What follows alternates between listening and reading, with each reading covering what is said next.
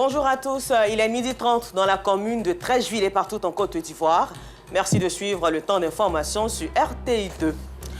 Au sommaire de l'actualité, démarrage du second tour des matchs de la CAN de l'hospitalité. Ce soir, les populations de la commune Nzassa se mobilisent pour sa réussite.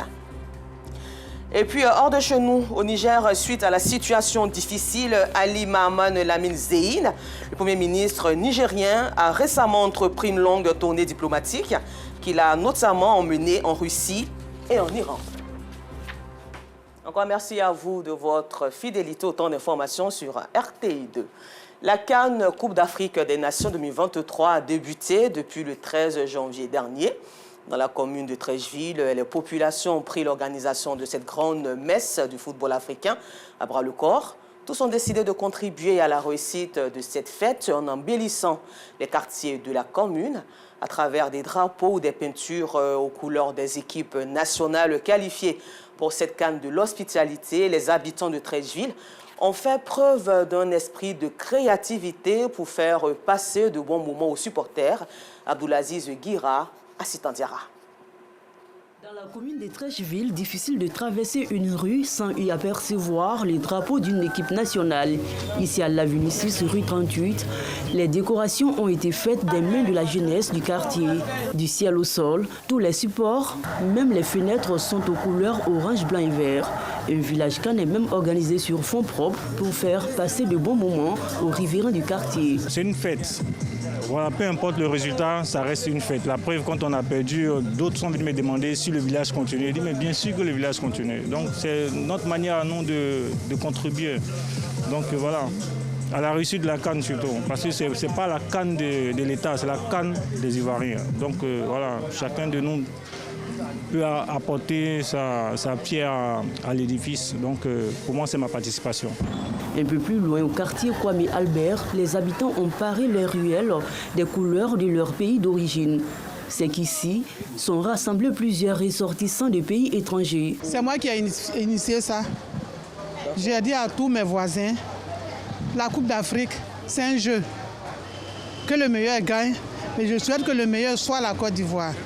Et j'ai dit à tous les habitants de mettre chacun son drapeau dans le quartier. C'est la CEDEAO chez nous. Parce que toute l'Afrique qui est représentée dans la Coupe.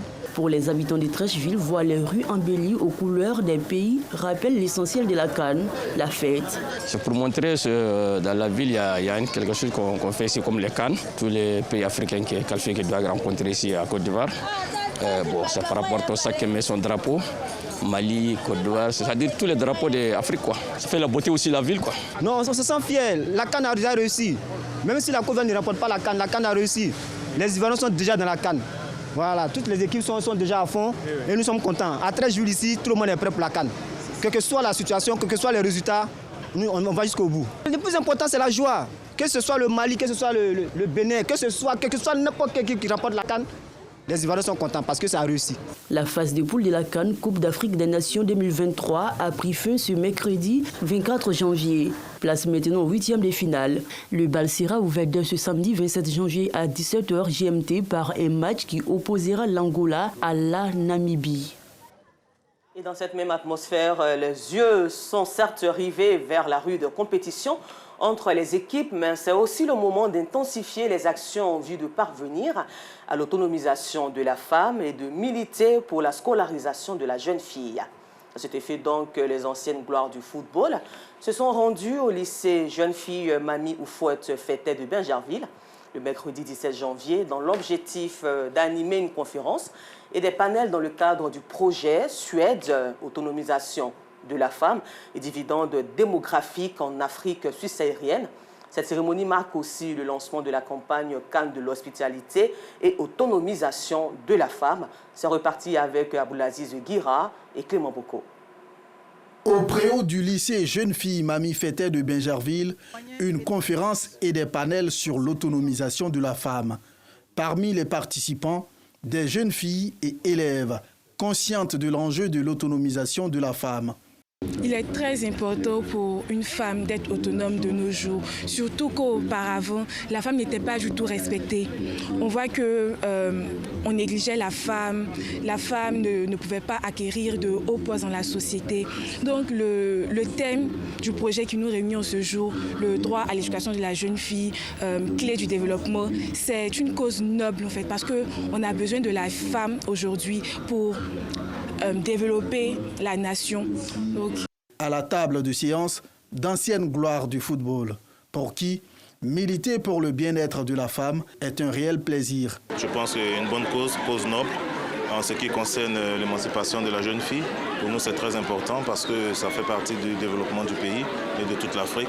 Je pense que donner notre image, donner nos voix et surtout les actes emmèneront les jeunes filles à vivre leurs rêves et surtout à participer à tout ce qui est au développement du pays. Apporter mon image pour permettre l'autonomisation des jeunes filles est une cause importante pour le développement de l'Afrique et surtout de nos pays en particulier parce qu'on sait qu'aujourd'hui les jeunes filles ont moins de chances dans notre société et nous en tant qu'ambassadeurs porter notre image au devant de la scène pour essayer de tout faire en sorte que si on peut, par nos fondations et aussi par nos connaissances, faire de telle sorte que ces jeunes filles aient un suivi par rapport à leur développement et les permet d'être autonomes. Cette activité s'inscrit dans le cadre du projet SWID, autonomisation des femmes et dividendes démographiques en Afrique subsaharienne. Les responsables du projet entendent saisir l'opportunité qu'offre la Coupe d'Afrique des Nations 2023 pour amplifier le message. C'est une activité majeure du SWID. Associer l'image des célébrités du football africain aux causes du SWID, c'est vraiment une très bonne chose. Vous savez, comme les célébrités le disaient tout à l'heure au cours du panel, ils sont idolâtrés. Lorsqu'ils vont véhiculer les messages du SWID, là, tout le monde va suivre. Les jeunes filles notamment, elles vont suivre, elles vont écouter. Et ça va avoir un grand impact sur elles, ça va avoir un grand impact sur la société en général. Cette conférence sur l'autonomisation des femmes marque le début d'une multitude d'activités visant à promouvoir l'autonomisation des femmes. Ces activités vont se dérouler durant la Coupe d'Afrique des Nations. Très belle initiative du Suède à encourager. Avec Parasoro Kone de Madongué et Clément Beaucoup, intéressons-nous à présent aux élèves de Nice, concernés aussi par cette canne de l'hospitalité. C'est depuis le samedi 13 janvier qu'a débuté la Coupe d'Afrique des Nations Cannes 2023 en Côte d'Ivoire. Cette canne de l'hospitalité a le soutien de plusieurs organisations et établissements scolaires nationaux et internationaux. C'est le cas de cette école niçoise en France qui soutient l'organisation de la Cannes en terre des Burnies. Les stades qui abritent les différentes rencontres y sont même reproduits. Votre stade est plus beau que le nôtre. Le soutien de ces élèves de la ville de Nice et de leurs encadreurs à la Cannes de l'hospitalité s'inscrit dans le cadre des préparatifs des 10 ans de jumelage Nice-Abidjan. Et pour la réussite du projet, Gisèle Acré, coordonnatrice des correspondances scolaires Nice-Abidjan, s'est rendue récemment en France afin de préparer l'exposition croisée des œuvres des élèves de Nice et ceux d'Abidjan autour du thème « Accès à la santé par le sport » en référence aux événements sportifs de la Cannes 2023 en Côte d'Ivoire, Abidjan et des Jeux olympiques de Paris 2024.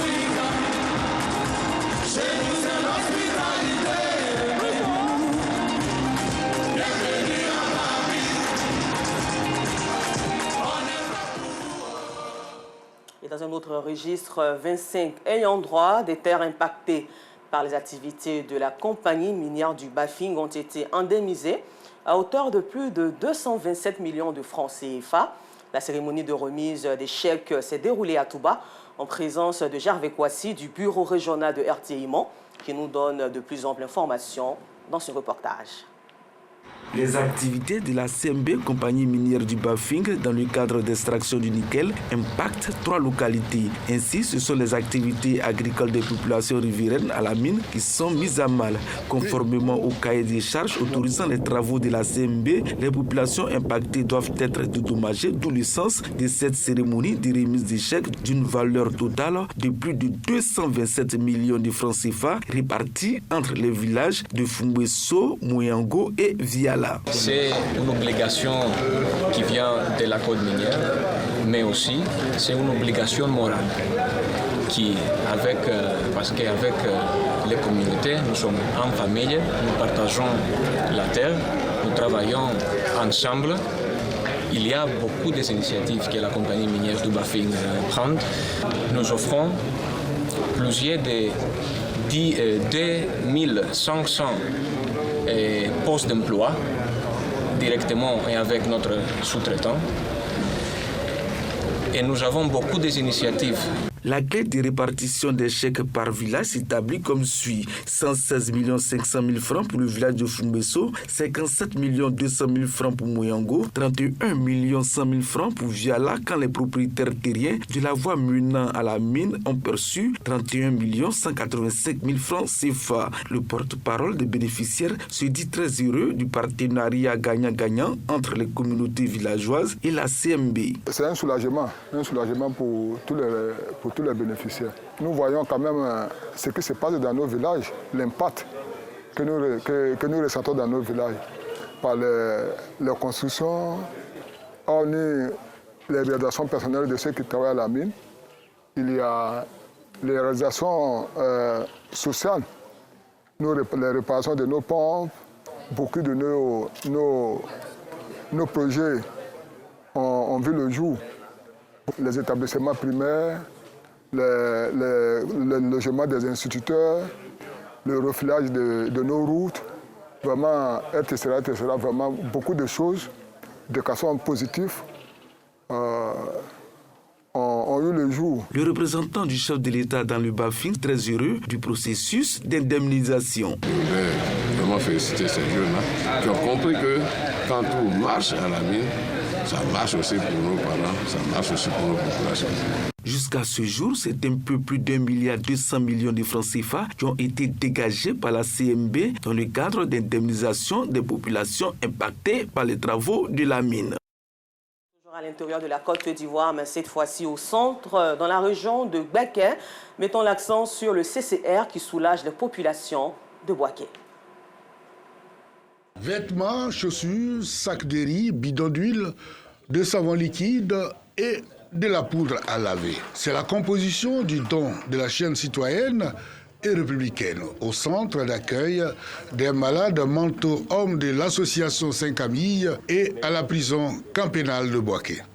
Selon le président de ce mouvement de soutien aux actions du chef de l'État et des institutions de la République, cette action, expression de la solidarité envers les démunis, bénéficie de l'appui du ministre des Ressources animales et halieutiques, Sidi Tchomoko Touré. Leur traduit sa sympathie, sa solidarité et leur souhaiter meilleure santé pour les uns et de bonnes conditions de détention pour les autres.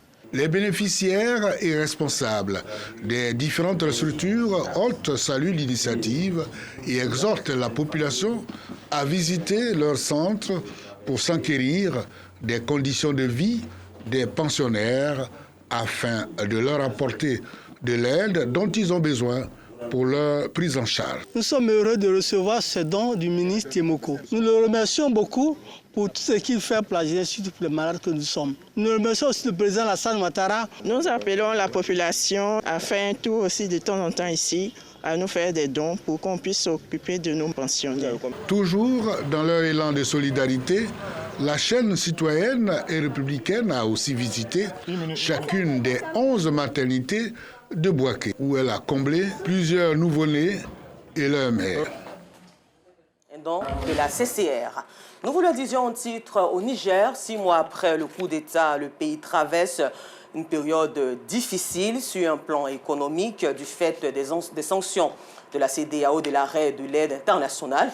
Le Niger ne parvient plus aujourd'hui à rembourser certaines de ses dettes et accumule les arriérés de paiement. La situation se dégrade également sur un plan sécuritaire pour tenter donc de trouver de nouveaux partenaires. Ali Mahaman Lamine Zein, le Premier ministre nigérien, a récemment entrepris une longue tournée diplomatique qu'il a notamment menée en Russie et en Iran. Plus de 40 000 opérations et descentes de police ont été menées à bien en Équateur durant les 2 premières semaines de lutte contre le crime et les groupes de délinquance organisée. Les résultats sont particulièrement impressionnants dans le domaine de la lutte anti-drogue. Et puis nous terminons ce temps d'information en Argentine où le gouvernement ultra-libéral de Javier Milei a retiré plutôt des réformes fiscales clés de sa vaste loi dite Omnibus. Après le rejet par l'opposition, une annonce faite ce vendredi par le ministre de l'économie, Luis Caputo. Voilà, c'est tout pour aujourd'hui. Encore merci à vous de nous avoir suivis. La CAN, c'est chez nous. Suivez donc tous les matchs de cette compétition sur les antennes du groupe RTI, notamment RTI 1, La 3 et Radio Côte d'Ivoire. Bonne suite de programme sur RTI 2.